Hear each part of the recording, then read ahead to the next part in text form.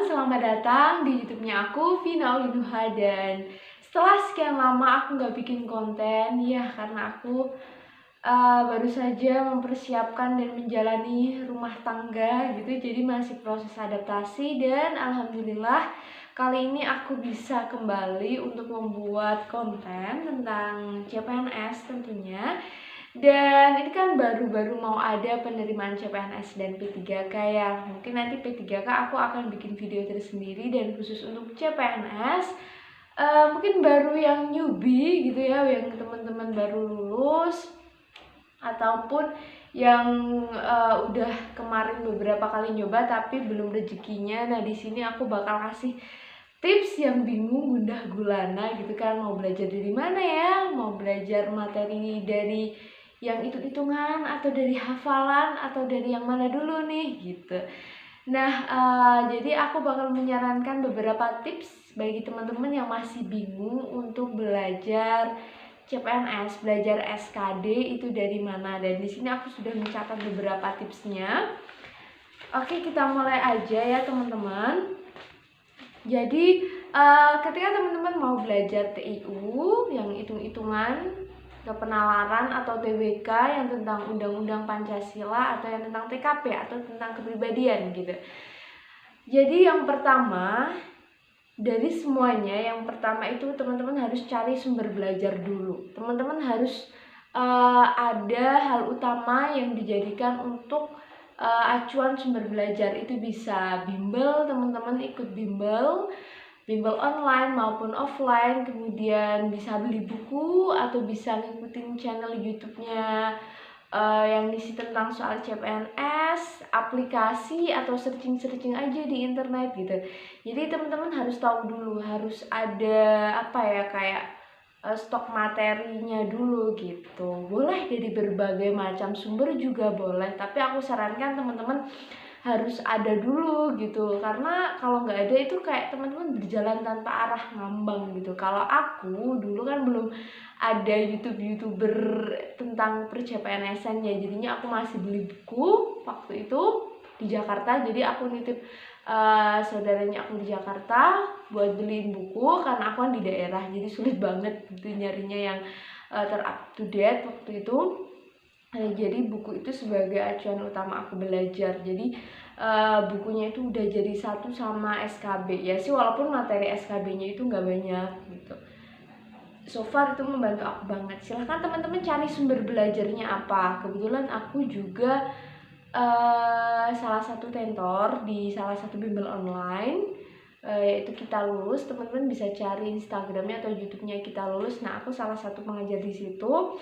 Dan juga aku ada bimbel offline, dan saat ini aku sedang ngelesin teman-teman yang sedang mempersiapkan P3K gitu. Jadi mereka datang ke sekolahnya aku, kita belajar bareng seperti itu. Next, yang kedua, dari ketiga materi itu kan 3 hal yang sangat berbeda ya. Jadi aku saranin teman-teman belajar dari hal yang paling disukai dulu. Teman-teman suka mana?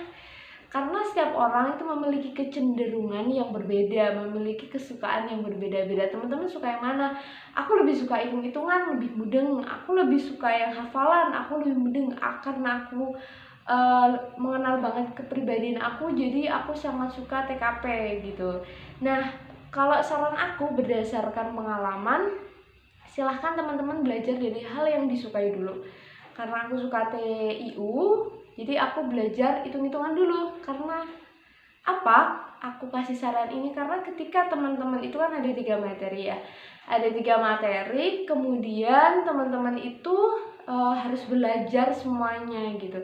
Jadi urutannya itu belajar dari materi yang disukai dulu. Karena ketika teman-teman belajar dari materi yang disukai, itu moodnya itu akan terbawa enak gitu. Wah, oke, aku mudeng nih hitung-hitungan, ngitung gini-gini, ngitung fisika. Belum ada fisika ding. Kalau itu di SKB aku ngitung deret nih, seneng banget. Kan jadi semangat gitu, jadi happy. Tapi ketika teman-teman itu nanti belajarnya itu dari hal yang paling sulit gitu, misalnya aku pintar di hitung-hitungan tapi aku kok pengen yang hafalan gitu, yang tulisan-tulisan gitu kan. Nah, itu akan membuat moodnya teman-teman itu jelek dari awal gitu loh. Aduh, susah banget ya ngafalin sila-sila pada Pancasila, ngafalin pasal-pasal dari pasal 1 sampai 34 gitu. Itu kan kayak bikin awal belajarnya itu tuh nggak baik gitu loh. Jadi kayak bikin bad mood, aku patah semangat banget gitu. Nah, makanya aku saranin teman-teman itu belajar dari hal yang disukai dulu, karena itu akan membuat mood teman-teman di awal belajar itu bagus. Oke. Nah, setelah itu nanti berjarak, kalau udah yang paling disukai udah oke nih, aku udah mudeng gitu, nanti dari yang disukai kedua dan paling gak disukai gitu ya. Misalnya teman-teman lebih suka di TKP ya, tentang kepribadian gitu, karena sebenarnya kuncinya TKP itu hanya di profesional atau idealnya apa gitu. Itu adalah, kan ada 5 jawaban yang itu skornya kan 5, 4, 3, 2, 1 A, B, C, D, E, dan skornya kan 5, 4, 3, 2, 1. Jadi setiap jawaban itu ada skornya gitu. Jadi kalau TKP itu kuncinya itu jawab yang paling profesional, yang paling bagus, yang paling ideal, walaupun itu terkadang nggak sesuai sama hati nurani gitu. Itu adalah kunci mengerjakan TKP. Jadi kan dia nggak ada materi banyak untuk dipelajari, beda sama TU dan TBK. Setelah itu kemudian pilihan yang kedua, teman-teman pinter di mana, lebih di hitungan atau di hafalan. Kalau di hitungan teman-teman belajar aja hitungan dulu, baru di yang paling sulit hafalan, karena biasanya materi yang paling sulit tentu akan membutuhkan waktu yang lebih lama dalam belajar. Silahkan teman-teman analisa diri sendiri gitu, menilai diri sendiri, aku pinternya di apa ya, aku lemahnya di apa. Silahkan dinilai dari sekarang sebelum terlambat. Kemudian target, teman-teman harus menentukan target gitu. Misalnya tesnya di bulan April, 1 April gitu ya, misalnya tesnya di sekitar bulan April lah kira-kira gitu. Nah, mulai dari sekarang teman-teman harus bikin timeline gitu. Kenapa sih harus bikin timeline? Nah, itu namanya manajemen ya, manajemen waktu dari awal proses persiapan tes SKD, karena mau nggak mau strategi, kemudian banyak cara itu dilakukan jauh sebelum tes gitu. Agar apa gitu? Agar besok itu ketika sudah datang hari-harinya, sudah datang ketika waktu tes itu, kita nggak keteteran waktunya, ini materinya belum aku pelajari gitu. Jangan sampai seperti itu. Teman-teman harus lebih memanajemen waktunya lebih awal gitu. Misalnya nih April berarti teman-teman tinggal punya waktu Februari sama Maret ya, tinggal 2 bulan. Nah, itu kan berarti ada 8 minggu. Ada 8 minggu teman-teman bisa membagi waktunya itu terserah teman-teman gitu. Yang pasti materi yang sulit itu membutuhkan waktu yang lebih lama untuk belajar. Misalnya aku TKP belajar 3 hari aja gitu. Aku start belajar tanggal 1 Februari. 1 Februari 1 sampai 3 aku belajar TKP.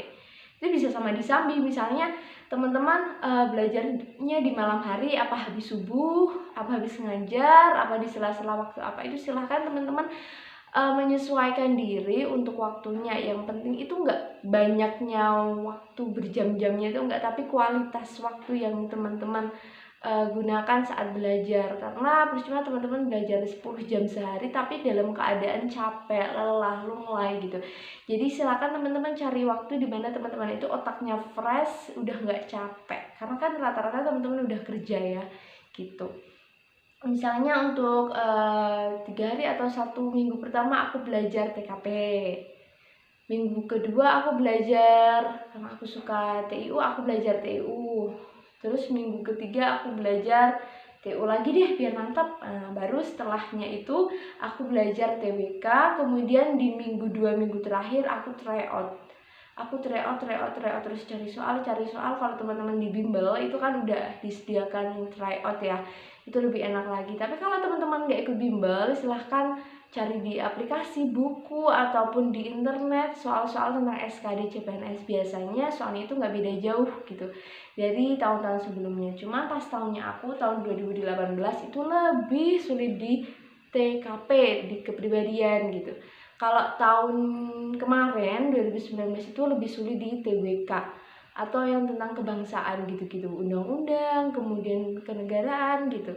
Jadi silahkan teman-teman bikin target itu, silahkan dibuat aja, dibuat kotaan atau dibikin kalender atau gimana teman-teman. Intinya aku kasih tips buat ngatur waktu buat belajar. Ingat, dalam satu hari itu nggak perlu berpuluh-puluh jam, yang penting kualitasnya. Misalnya 2 jam tapi teman-teman fokus, nggak capek, itu akan lebih optimal daripada teman-teman 5 jam, 9 jam tapi dalam kondisi nggak fokus. Terus silahkan bikin timeline disesuaikan dengan kondisi teman-teman gitu. Tapi jangan sampai nggak ada timeline, karena kalau nggak ada jadwal atau timeline itu nanti teman-teman cara belajarnya itu amburadul gitu. Jadi biar tertata sejak awal. Next, tips dari aku, selenggarakan pretest dan post-test. Apa sih pretest? Pretest itu kayak tes sebelum teman-teman belajar. Kemudian post-test itu setelah teman-teman belajar. Pasti udah tahu lah ya. Nah, kalau pretest itu misalnya teman-teman hari ini mau belajar TKP. Oke, minggu pertama aku belajar TKP. Nah, sebelum teman-teman belajar itu silahkan cari soal sekitar 10-20 soal atau terserah teman-teman mau berapa. Nanti dalam waktu misalnya setengah jam ya, kita setting setengah jam. Itu teman-teman dapat soal berapa? Dapat nilai berapa. Itu sebelum teman-teman mengkontaminasikan otak teman-teman dengan tips trik cara mengerjakan TKP. Oke. Nah, setelah itu selesai, skornya aku 100 misal. Oke, nggak apa-apa. Kalau 100 kan passing grade-nya kan 130 berapa ya? Kalau pas zamannya aku sih 144, kalau tahun kemarin aku lupa 100 berapa. Misalnya dapat 100, wah aku masih jauh dari passing grade nih, berarti aku harus belajar bener-bener. Oke. Setelah waktu 5 hari, 4 hari teman-teman belajar dan merasa oke, aku sudah menguasainya. Nah, baru teman-teman menyelenggarakan tes lagi. Soalnya sama kayak yang pertama. Kemudian dikerjakan dengan waktu yang sama. Oh, ternyata nilainya naik gitu. Oh, berarti teman-teman udah lebih paham. Atau teman-teman bisa nyari soal yang lain tentang TKP. Oke, begitu juga dengan TIU dan TBK. Mungkin kalau TIU dan TBK kan materinya banyak ya. Bisa teman-teman kayak per materi, pretest post-testnya, atau per semuanya, per aspek. Misalnya aku per TIU deh, aku TIU mau belajar TIU semuanya. Jadi teman-teman ngerjain soal TIU 1-30 misalnya dalam waktu 30 menit. Kemudian setelah itu nilainya berapa? Oh, nilainya sekian. Kalau dari passing grade melebihi apa mengurangi? Kalau kurang dari passing grade otomatis teman-teman harus lebih semangat lagi belajarnya. Kalau lebih dari passing grade teman-teman harus jangan puas diri gitu. Siapa tahu soalnya besok lebih sulit, jadi aku harus tambah semangat gitu kan. Nah, begitu juga dengan TWETBK. Jadi semuanya di pretest post-test gitu. Atau teman-teman mau dari awal pretest, kemudian nanti setelah teman-teman di bulan pertama, minggu pertama pretest TU, TWK sama TKP, kemudian di bulan akhir sebelum tes mau mengadakan post-test juga bisa. Teman-teman bisa sesuaikan lah dengan kondisi ketersediaan bank soal teman-teman ya gitu. Itu adalah tips dari aku. Karena apa sih, pretest post-test ini untuk mengukur kemampuan. Ada nggak sih perbedaan antara aku belajar dan enggak? Secara logika harusnya itu ada perbedaan gitu. Ketika teman-teman kok aku nggak beda ya belajar gitu ya, nilainya kok pretest sama post-test kok sama aja ya, berarti ada yang salah dengan cara belajar teman-teman. Nah, ketika teman-teman aku salah belajarnya nih, mungkin aku harus cari mentor, mungkin aku harus sharing sama teman, mungkin aku harus cari soal yang lebih banyak lagi gitu. Jadi kan teman-teman bisa ngasih solusi buat diri teman-teman sendiri gitu. Nah, yang terakhir jangan lupa beribadah sunnahnya ditambahin. Karena kenapa kok ini masuk tips mengerjakan TBK, TU sama TKP ya, karena kita semua nggak jauh dari takdir Tuhan, dari Allah gitu. Jadi sebisa mungkin ini kan masih beberapa bulan ya, teman-teman bisa menambah ibadahnya misalnya dengan sholat duha, sedekah dan sebagainya. Jadi ketika beribadahnya itu nggak pas hari itu juga, pas habis seminggu baru teman-teman sholat duha, baru beribadah ini itu. Atau teman-teman yang agamanya lain bisa menyesuaikan ya.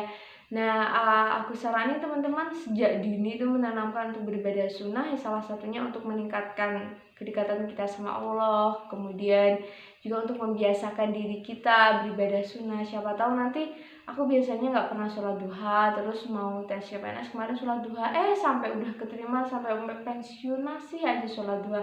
Kan itu sesuatu banget gitu. Ya, jadi itu tips dan trik dari aku ketika teman-teman gundah gulana belajar dari mana. Semoga membantu. Ketika teman-teman mau tanya-tanya, silahkan kontak aku di Instagram @lavinaku dan email vinaolinuha@gmail.com. Semoga membantu ya. Sampai jumpa di video aku berikutnya. Bye-bye.